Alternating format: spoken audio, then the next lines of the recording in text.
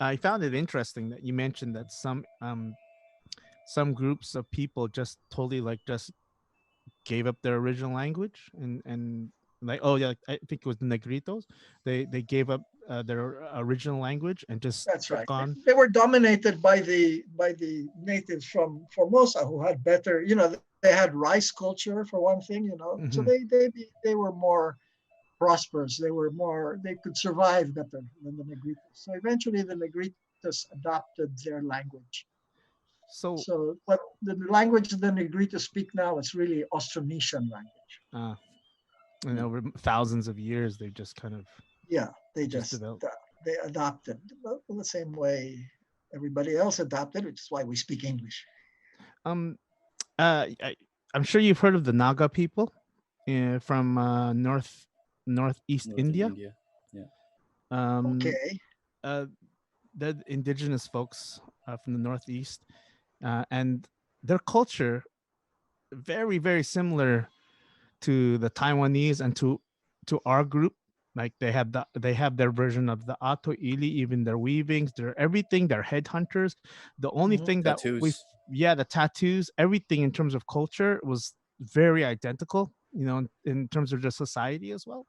But they found that like they don't speak any Austronesian in their language at all. There's not even any. There's no. There's barely traces left, or if there is any, from what they say is like there's none. And do you think that's in that case that's also a similar situation that a group of folks from Taiwan could have moved to that area and just because they speak more of a it's like a mix of a Tibetan language, I believe, They and speak a Sino-Tibetan Oh, language. Sino-Tibetan. Yeah.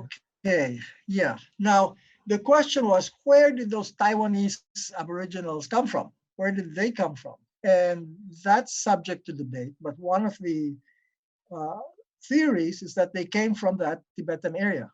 They came from Sino-Tibetan. So they came from there. Okay. So those people in India might have just been a group that branched off from the Tibetans who came down and populated Taiwan. Now that's controversial, and not everybody agrees with that.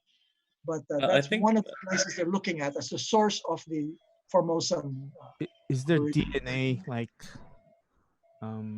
That I don't evidence? know. I don't know how the connection was made using the growing of millet. Millet is a kind of it's like a rice, Hmm. and the millet is the varieties of millet in that Sino-Tibetan area are similar to the millet that was grown in Taiwan. That's Oh, that's gonna be. Gonna have to that wait for that research that's to why come out. it's you have to triangulate. You have to take multiple data points and mesh them together to try to come up with some sort of common thing. That's why even though we base now our idea about Austronesian migration on language, there's also you also have to look at the culture, the archaeology, the Right. pottery and stuff like that, and the DNA. Yeah, so I don't uh, know. That seems like a long drive from Taiwan to northern India. yeah, because that kind of makes sense in terms of the slide number two, I believe, that you're showing us, in The Hmm. terms of English one, how. Oh no, no, sorry, number three. Three. Yeah. The three, example with the mountains and whatnot, the because mountains. Yeah, they're the yeah, complete other side of the Himalayas, basically. yeah, Yeah. They really went over the mountain. My God. yeah.